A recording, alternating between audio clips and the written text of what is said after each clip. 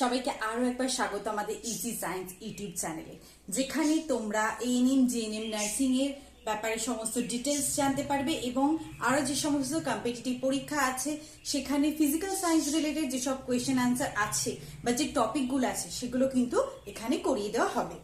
আজকে আমরা বিগত বছরের বিভিন্ন প্রশ্ন দেখেছি, দেখার পর কয়েকটা খুবই কমনযোগ্য প্রশ্ন যেগুলোকে আমাদের মনে হয়েছে যে এই কোয়েশ্চেনগুলো যে আপকামিং এক্সামিনেশনস আছে তার জন্য খুবই গুরুত্বপূর্ণ। তো কারণ আমরা যখন এএনএম জিএনএম নার্সিং এর যে পরীক্ষা তার যে প্রিভিয়াস ইয়ার স্টাডি করলাম, দেখলাম যে যদি চ্যাপ্টার ওয়াইজ আমি এমসিকিউ করাতে যাই সেখানে কিন্তু খুবই কম সংখ্যক, যেমন ধরে নিই অ্যাটমিক স্ট্রাকচার, এখানে হচ্ছে খুবই কম সংখ্যক প্রশ্ন এসেছে। কিন্তু এক বছর একটা এসেছে, কোনো বছর হয়তো আসেনি, কিন্তু আবার কোনো বছর দু তিনটে চলে আসতে পারে। এগুলো তো কোনো কিছু বলা যায় না, তোমাদেরকে কি না সবসময় প্রিপেয়ার থাকতে হবে। তো আমার যেহেতু প্লেলিস্ট তোমরা চাইলে দেখে নিতে পারো যে অ্যাটমিক স্ট্রাকচারের উপর একটা পুরো প্লেলিস্ট করে দেওয়া হয়েছে, যেখানে যে কোনো টপিক, ছোট্ট টপিক তোমাদের মনে হলে এখানে একটু দেখা উচিত সেটা তোমরা দেখে নিতে পারবে এবং তোমাদের কনসেপ্ট অনেক ক্লিয়ার হবে। আজকে আমরা বিভিন্ন বছরের প্রশ্ন সম্পর্কে আলোচনা করব এবং তোমরা যদি ভৌত বিজ্ঞানে পুরো ফুল মার্কস পেতে চাও তাহলে অবশ্যই আমার চ্যানেলটাকে লাইক, শেয়ার আর সাবস্ক্রাইব করে দাও, যাতে পরবর্তীকালে কোনো নতুন ভিডিও এলে তোমরা সাথে সাথে যুক্ত হতে পারো এবং আরো বেশি, অনেক বেশি তাড়াতাড়ি এবং কম খেটে বেশি নাম্বার পেয়ে যেতে পারো, কারণ আমরা বিজ্ঞান পড়ি অনেক সহজভাবে। তাহলে চলে আসি আমাদের আজকে প্রথম প্রশ্ন। আচ্ছা, প্রশ্নটা হলো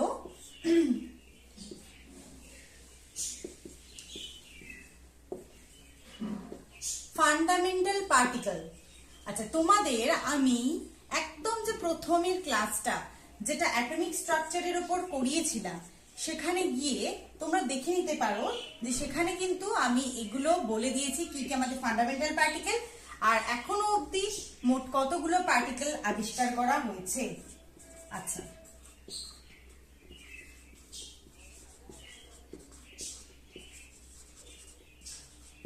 দেখো, যখন কোনো প্রশ্ন পড়বে তোমরা ভাববে না যে সেটাকে পিডিএফ দেখে করবে, তোমরা সবসময় হাতে লিখে পড়ার চেষ্টা করবে, কারণ হাতে লিখে নিজে পড়লে যে মেমোরি রিটেনশন হয় সেটা কিন্তু অন্য কোনো ভাবেই সম্ভব নয়। ঠিক আছে, তাই জন্য আমি সবসময় তোমাদেরকে বলবো আমি যেটা করেছি যে সবসময় নিজে থেকেই লিখে লিখে পড়েছি সেটা কিন্তু তোমরা করবে। তো ফান্ডামেন্টাল পার্টিকেল মানে কি? পরমাণুর মূল কণা, তাই তো? পরমাণুর মূল কণা কি কি আছে? তো এখন অবধি অনেকগুলো মূল কণা আবিষ্কৃত হয়েছে, যার মধ্যে যে তিনটে আমরা মেইনলি ইউজ করি সেটা কি? Proton, electron, Mason. মেসন কি করি না, প্রোটন, ইলেকট্রন, নিউট্রন। তাহলে আমাদের অপশন হবে বি। আচ্ছা, প্রোটন, ইলেকট্রন, ফোটনও হবে না, ডয়টেরিয়ামও হবে না। যদি এখন আমরা এটা জানতে চাই যে নিউক্লিয়াসের মধ্যে কোন কোন কণা থাকে আর বাইরে কোন কোন কণা থাকে, নিউক্লিয়াসের মধ্যে থাকে ফোটন, প্রোটন আর হচ্ছে নিউট্রন। ঠিক আছে, এখানে থাকে কি? Proton plus neutron. ঠিক আছে, এদেরকে নিউক্লিয়ার পার্টিকেল বলা হয়। আর বাকি ইলেকট্রন কোথায় থাকে? ও থাকে বাইরে, এখানে ইলেকট্রন বাইরে ঘোরাফেরা করে। ঠিক আছে, তো আমাদের এই ফান্ডামেন্টাল পার্টিকেলের মধ্যে তিনটে হলো মূল কণা, প্রোটন, ইলেকট্রন, নিউট্রন। আর হ্যাঁ, একটা এমসিকিউ যখন করবে তার বাদ বাকি যে অপশনগুলো আছে সেগুলো অবশ্যই করবে যে কেন সেগুলো হলো না। ওটা হলো কিন্তু যে আনসারটা হলো সেটা তো জানবে। তোমরা কি করো, একটা কোয়েশ্চেন পড়ো আর যে বাকি আনসার গুলো আছে সেগুলো দেখোই না মুখ ফিরিয়ে, ওই এটা কোয়েশ্চেন, এটা আনসার, এটা করে দিলে, ওটা করবে না। কারণ বাকি যে কোয়েশ্চেনের অপশন গুলো আছে সেগুলো হতে পারে রিলেটেড টু আদার থিং, সেগুলো করে নেবে। আচ্ছা, রাদারফোর্ডে তোমরা রাদারফোর্ডে অ্যাটমিক মডেল যদি কোনো ধরনের কনফিউশন থাকে আমার প্লে লিস্টে গিয়ে দেখে নেবে। রাদারফোর্ডের পরমাণু মডেল আমি পড়িয়ে দিয়েছি সেখানে, এবং সেখানে যদি তোমরা ওটা করে নিতে পারো, খুবই ছোট ছোট ভিডিও, তাহলে কিন্তু যা প্রশ্ন আসবে সবকিছুর উত্তর দিতে পারবে। রাদারফোর্ডের পরমাণু মডেলে কি বলেছে? যে ইলেকট্রন থাকে পরমাণুতে, প্রথম অপশন বলেছে স্থির অবস্থায় নাকি কেন্দ্রে অবস্থান করে নাকি বৃত্তাকার পথে ভ্রমণরত, নাকি এর মধ্যে কোনোটাই না? তাহলে আমরা যদি পড়ি রাদারফোর্ডের অ্যাটমিক মডেলে কি পড়েছিলাম, যে নিউক্লিয়াসকে কেন্দ্র করে সেন্টারে থাকবে, তাকে বৃত্তাকার কক্ষপথে ইলেকট্রনগুলো কি করছে, প্রদক্ষিণ করছে। ঠিক আছে, তাহলে তারা কি স্থির অবস্থা থাকে না, একবার এখানে থাকছে, ঘুরছে, অনবরত ঘুরছে। কেন? মনে রাখবে যে আমরা রাদারফোর্ডের পরমাণু মডেলকে কার সাথে তুলনা করা হয়েছিল, সৌরজগতের সাথে। ঠিক আছে, তাহলে সৌরজগতে কি সৌরজগতের সাথে, সৌরজগতে কি গ্রহগুলো স্থির? অবশ্যই না, গ্রহগুলো ঘুরছে সূর্যকে প্রদক্ষিণ করে, তেমনি ইলেকট্রনগুলো নিউক্লিয়াসকে কেন্দ্র করে ঘুরছে। তাহলে রাদারফোর্ডের পরমাণু মডেলে ইলেকট্রনটা কোথায় থাকে, স্থির অবস্থায় থাকে না, কেন্দ্রে থাকে না, কেন্দ্রে কে থাকে, নিউট্রন থাকে, প্রোটন থাকে। বৃত্তাকার পথে ভ্রমণরত, হ্যাঁ, কোনটাই না তো হবে না। ঠিক আছে, তো এটা মনে রাখবে, কেমন? তারপরের প্রশ্ন দেখি। তারপরের প্রশ্নটা, সেটা আমি সম্ভবত দ্বিতীয় ক্লাসে তোমাদেরকে করিয়ে দিয়েছি, পরমাণুর দ্বিতীয় ক্লাসটা একবার দেখবে। ঠিক আছে, যে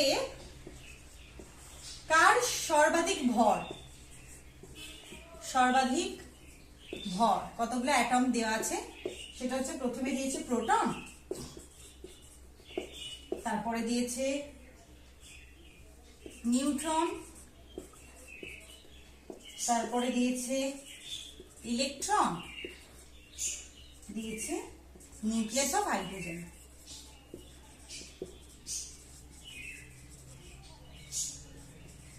দেখো, সর্বাধিক ভরের ভিডিওতে আমি তোমাদেরকে কার কত ভর সেটা বলে দিয়েছিলাম এবং রেঞ্জ দিয়ে দেখিয়ে দিয়েছিলাম যে কার ভর সব থেকে বেশি, তাই তো? তাহলে দেখো, ইলেকট্রনের ভর সব থেকে কম এই তিনটে পার্টিকেলের মধ্যে,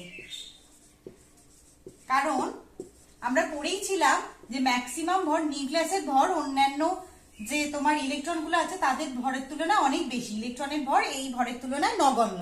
কারণ দুটো ভারী ভারী পার্টিকেল, যেটা প্রোটন এবং নিউট্রন, সেটা থাকে কেন্দ্রে।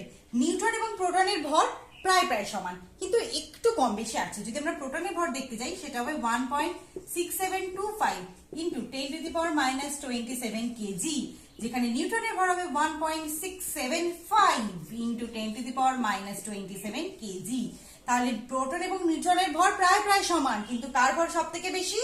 তাহলে মাস অফ নিউট্রন সব থেকে বেশি, তারপর মাস অফ প্রোটন, তারপর মাস অফ ইলেকট্রন। এটা যেন মনে থাকে। ঠিক আছে, তাহলে কার ভর সব থেকে কম সেটাও দিতে পারে, তখন আমরা বলবো মাস অফ ইলেকট্রন। কেমন? আচ্ছা, পরের প্রশ্ন হচ্ছে 4 নম্বর প্রশ্ন, যে কোন বিজ্ঞানী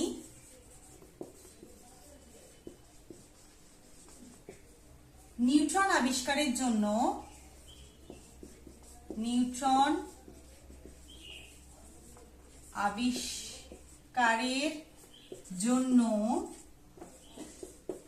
নোবেল প্রাইজ পেয়েছিলেন? আচ্ছা দেখো, এটাকে ঘুরিয়ে দিয়েছে, এটা আর কিছুই না, কে নিউটন আবিষ্কার করেন? অপশনে কি কি দিয়েছে দেখি। চ্যাডউইক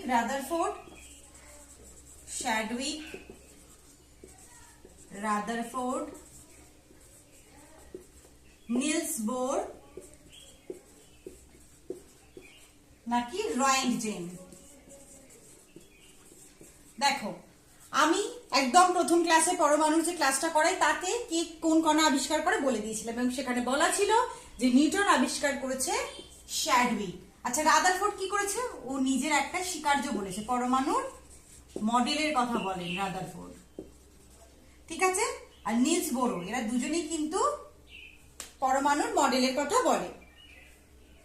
আচ্ছা, আর একটা জিনিস যেটা হচ্ছে, রাদারফোর্ড প্রোটন আবিষ্কার করেছে। যদি কণার সাথে রিলেটেড হয়, তাহলে রাদারফোর্ড প্রোটনও আবিষ্কার করেছেন আর পরমাণুর মডেলও দিয়েছেন। আচ্ছা, রয়েন্টজেন কি করেছেন? উনি ডিসকভার্ড এক্স রে। তাহলে মনে থাকবে প্রোটনকে আবিষ্কার করেছে রাদারফোর্ড, ঠিক আছে। ইলেকট্রনকে আবিষ্কার করেছে জে থমসন, ইলেকট্রন আবিষ্কার করেছে। আর যদি বলি নিউটনকে আবিষ্কার করেছে সেটা হচ্ছে শ্যাডউইক, নিউটন আবিষ্কার করেছে। আর Roentgen is related to X ray, উনি এক্স রশ্মি আবিষ্কার করেছেন। এক্স রশ্মির কথা আমরা আবার পড়বো তেজস্ক্রিয়তা বা রেডিও অ্যাক্টিভিটি চ্যাপ্টারে, ঠিক আছে। ততক্ষণ অব্দি এটা জেনে রেখো, কে কে আবিষ্কার করেছে দেখবে।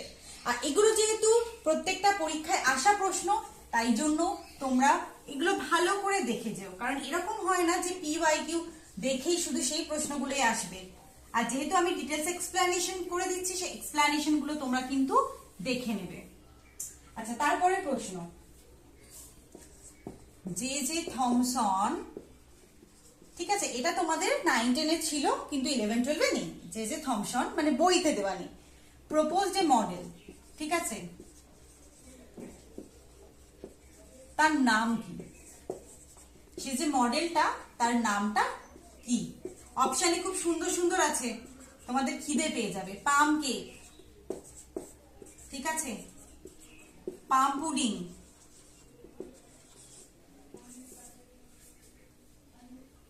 Cream and cake. তোমাদের কোনটা খেতে ভালো লাগে তোমরা জানাবে, ঠিক আছে। ক্রিম অ্যান্ড কেক, আর কি ক্রিম অ্যান্ড পুডিং। এখানে অনেকগুলো খাবারের নাম দেওয়া হলে, বা তোমরা বলো যে তোমরা কি খেতে চাইছো এখন, ঠিক আছে। খাবার খাবে, অবশ্যই খাবে, তার আগে একটু পড়াশোনা করে না, ঠিক আছে। তো যে থমসনের মডেল সেটা আলাদা করে পড়াইনি, কারণ এটা থেকে তেমন কিছু প্রশ্ন আসছে না, তাই জন্য কোয়েশ্চেনের মাধ্যমে করিয়ে দিচ্ছি। উনি বলেছেন নিউক্লিয়াস মানে একটা যে পুরো পরমাণু, এটা ধরে নিচ্ছি পরমাণু, ঠিক আছে, এটা পুরোটা না ধনাত্মক গোলক। উনি এটা বলেছেন যে এটা হচ্ছে পুরোটা একটা ধনাত্মক চার্জ বিশিষ্ট গোলক, আর তার মধ্যে ঘুরে বেড়াচ্ছে এরকম দানা, ঠিক আছে। এগুলো কি? এগুলো হলো আমাদের নেগেটিভ চার্জ যুক্ত ইলেকট্রন, ঠিক আছে। দেখে কার মতো লাগে তোমাদের? তরমুজের মতো না?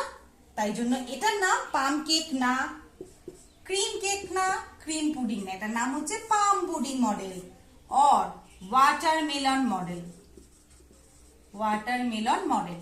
তাহলে আমাদের জে থমসন কি প্রপোজ করেছিল না পাম পুডিং মডেল প্রপোজ করেছিল, যেখানে উনি বলেছেন যে পরমাণু একটা ধনাত্মক গোলক, তার মধ্যে ইলেকট্রন কণাগুলো নেগেটিভ চার্জ নিয়ে ভেসে ভেসে বেড়াচ্ছে, যেমন তরমুজের মধ্যে দানা থাকে, ঠিক আছে। আচ্ছা, পরের প্রশ্ন। পরের প্রশ্নটার অপশন আমি দিচ্ছি না, অপশন যাই থাকুক না কেন তোমাদেরকে আমি বলেই দিয়েছিলাম, সম্ভবত রাদারফোর্ডের পরমাণু মডেলের যে ক্লাসটা আমি করিয়েছি তার মধ্যে, ঠিক আছে, তার মধ্যে আমি বলে দিয়েছিলাম যে ভ্যালু অফ প্ল্যাঙ্ক কনস্ট্যান্ট, এবং তার সাথে এটাও বলেছি যে কেমিস্ট্রি বা বিজ্ঞানের ক্ষেত্রে ইউনিটটা কতটা ইম্পর্টেন্ট, ঠিক আছে। তোমরা দেখেই আর অন্য কিছুতে যেন দাগ দিয়ে দিও না। আচ্ছা, এটার ভ্যালু আমি লিখে দিচ্ছি 6.626 ইন্টু 10⁻⁻34 জুল সেকেন্ড, ঠিক আছে। এটা যদি আর্ক সেকেন্ড দেওয়া থাকতো তাহলে কিন্তু হতো না, আর্ক সেকেন্ড দেওয়া থাকলে এটার ভ্যালু কত হতো? -27 এ হতো, তাই তো। তাই জন্য সবসময় তো দেখবেন এটা জুল সেকেন্ড আছে, তাই জন্য এর ভ্যালু হচ্ছে 6.626 ইন্টু 10⁻⁻34 জুল ইন্টু সেকেন্ড। আচ্ছা, এরপর এলো তার পরের প্রশ্ন,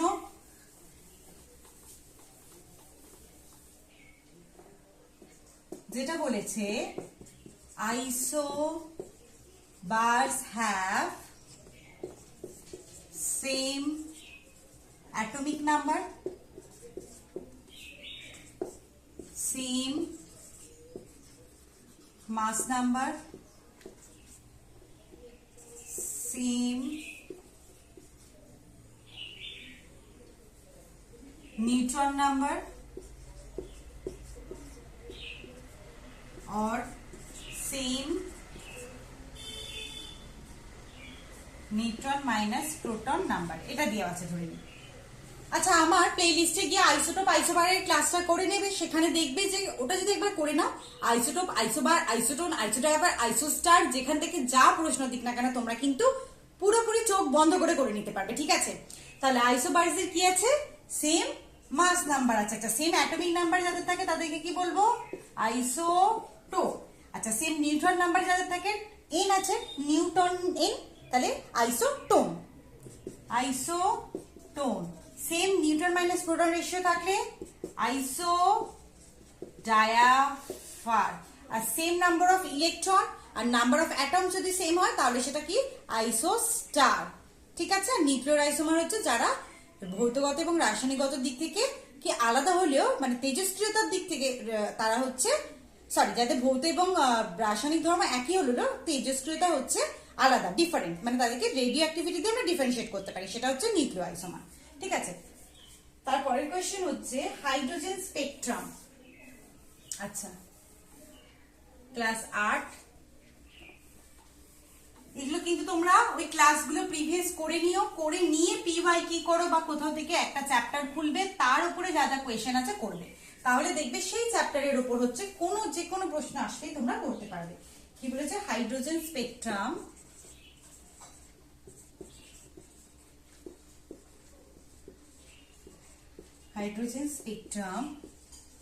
was first explained by Dalton, Bohr, Rutherford আর কি জে থমসন। দেখো হাইড্রোজেন স্পেকট্রাম বা এক ইলেকট্রন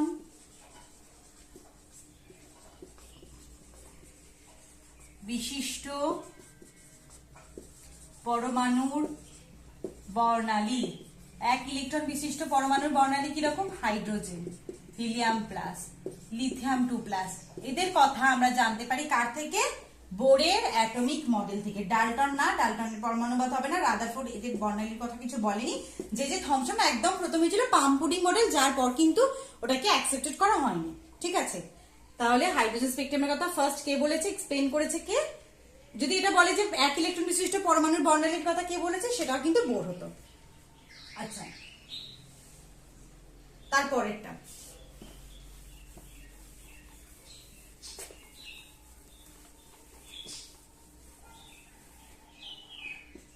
তোমাদেরকে কটা দিচ্ছি দেখো। আর্গন দিয়েছে 18, 40, পটাশিয়াম দিয়েছে 40, 19, আর কি দিয়েছি? ক্যালসিয়াম দিয়েছে 20, 40। এগুলো কি? আইসোটোপ, আইসোবার, আইসোটোন নাকি নান অফ দ্য অ্যাবাভ? দেখো এদের মধ্যে কি প্রোটন সংখ্যাগুলো যদি ধরি, এগুলো কি সেম? না, প্রোটন সংখ্যা তো সেম না, তাহলে আইসোটোপ হবে না। আচ্ছা তারপরে যদি মাস নাম্বার দেখি, হ্যাঁ মাস নাম্বার সেম। দেখো 40, 40, 40, তার মানে এগুলো কি হবে? আইসোবার। আইসোটোপ আইসোবারের ভিডিওটা অবশ্যই দেখবে, কিন্তু এই ধরনের প্রশ্ন বেশি আসে। আচ্ছা সবার শেষে আমরা একটা খুব ইন্টারেস্টিং কোয়েশ্চেন করব, ঠিক আছে? এই রিলেটেড আরো যখন আমি ভালো ভালো প্রশ্ন পাবো আমি অবশ্যই সেগুলো আনবো। আর আমি এমন প্রশ্ন আনছি ছোট ছোট যেগুলো তোমরা পারবে সেগুলো আমি আনছি না, যেগুলো থেকে তোমরা আরো এক্সট্রা অ্যাডেড ইনফরমেশন পাবে এবং যেগুলো জানলে অন্য প্রশ্ন করতে পারবে, যেগুলো একটা কোয়ালিটি আছে আমার মনে হচ্ছে, আমি কিন্তু সেই প্রশ্নগুলোই করাচ্ছি। কারণ কম করো বাট এমন ভাবে করো যাতে প্রত্যেকটা পরমাণুবাদের নীতি কভার হয় এবং পরমাণুবাদের চ্যাপ্টারটাই সংক্ষেপে তুমি সেই প্রশ্নগুলো করতে গেলে তার আনসার করে দিতে পারো। ঠিক আছে। আচ্ছা লাস্ট প্রশ্ন হচ্ছে which orbital has dumbbell shape? শেপগুলো কি? শেপগুলো জানতে গেলে তোমাদেরকে দেখতে হবে কোয়ান্টাম নাম্বারের ভিডিওটা। তোমরা ঝটপট গিয়ে কোয়ান্টাম নাম্বারের ভিডিওটা দেখো, যার মধ্যে আমি principal quantum number, azimuthal quantum number, magnetic quantum number এবং স্পিন কোয়ান্টাম নাম্বারের ব্যাপারে বলেছি। সেখানে কিন্তু আমি শেপ মানে যেটা শেপ ডিনোট করে অ্যাজিমুদাল কোয়ান্টাম নাম্বার, তো সেই সম্পর্কে আমি বলেছি যে কোন অরবিটালে কিরকম শেপ হতে পারে। ঠিক আছে। শুধুমাত্র এমসিকিউ করলে হবে না, এমসিকিউ অবশ্যই করতে হবে, কিন্তু তার আগে চ্যাপ্টার সম্পর্কে ডিপ নলেজ রাখতে হবে, নইলে কিন্তু কোনোদিনই একটা এক্সাম ক্র্যাক করা সম্ভব নয়। সাবজেক্টের ব্যাপারে নেই, শুধুমাত্র ফোনে কয়েকটা পিডিএফ আছে, পরীক্ষার আগের রাত্রে পড়ে চলে গেলাম, সেরকম করলে কিন্তু সাকসেস এত তাড়াতাড়ি পাওয়া যায় না। ঠিক আছে, তো এস ফর মনে রাখবে স্ফেরিক্যাল, তাই তো, তার মানে এস অরবিটাল কেমন হবে? গোল।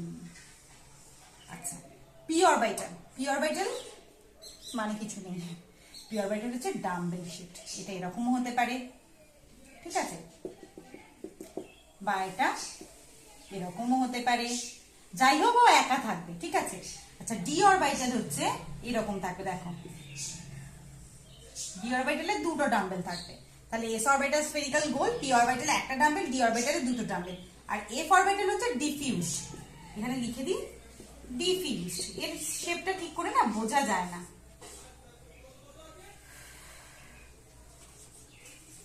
বোঝা গেল? তাহলে আমরা শেপ সম্পর্কে ক্লিয়ার কাট ধারণা পেলাম। তাহলে এই থাকলো আজকে আমাদের মোস্ট ইম্পর্টেন্ট বলা যায় 10টা প্রশ্ন। 10টা না, প্রত্যেকটা থেকে আমরা 4টে করে অপশন এক্সপ্লেন করেছি, ওই 4টে অপশনে কিন্তু অন্য প্রশ্নের আকারে চলে আসতে পারে, তাই জন্য হিসাব মতো আমরা 40টা প্রশ্নের উত্তর করলাম, কিন্তু কম সময়। ঠিক আছে, সব সময় হাতে লিখে পড়বে, শুধুমাত্র পিডিএফ বা ফোনের উপর ভরসা করবে না, কারণ যখন আমরা ফোন থেকে পড়ি, একটা ফোনে পড়া করতে গিয়ে 5টা আদার অন্য কিছু রিলস দেখা বা এগুলো করি, তাই না? তো যদি নিজের জীবনের টার্গেট একদম ক্লিয়ার কাট থাকে, তাহলে ভালো করে পড়ো, প্রশ্নগুলো পড়ো, আগে কোনো একটা চ্যাপ্টার নাও, সেটা ভালো করে পড়ো বই থেকে। কোথাও যদি কোনো অসুবিধা থাকে তাহলে ইউটিউব চ্যানেল দেখতে পারো, বিভিন্ন ভিডিও তোমরা পেয়ে যাবে, সেগুলো দেখার পর কি করবে না, কোয়েশ্চেন আনসার করবে। সেখানে যে টপিকটাতে আটকাবে, যেমন ধরো তোমরা শেপের ব্যাপারে যদি তোমাদের অসুবিধা হয়ে থাকে, তাহলে সেই টপিকটার ছোট্ট ভিডিও দেখবে, যেমন আমি বললাম কোয়ান্টাম নাম্বারস আমি করিয়েছি, তো সেরকম, বা রাদারফোর্ডে যদি কারো অসুবিধা থাকে তাহলে সেরকম রাদারফোর্ডের ওই টপিকটা পড়বে, পুরো টপিক পড়বে না, সময় নষ্ট করার অনেক কোনো দরকার নেই, কারণ সময়ের অনেক দাম এখন, তাই না? তাহলে তোমাদের, আর আমার যদি চ্যানেল তোমাদের ভালো লেগে থাকে তাহলে আমাকে লাইক, শেয়ার, সাবস্ক্রাইব করবে আমার চ্যানেলকে, আর আমার পাশে থেকো, ঠিক আছে? ততক্ষণ অবধি সবাই ভালো থেকো, সুস্থ থেকো, দেখা হচ্ছে পরের ভিডিওতে, ততক্ষণ অবধি বাই।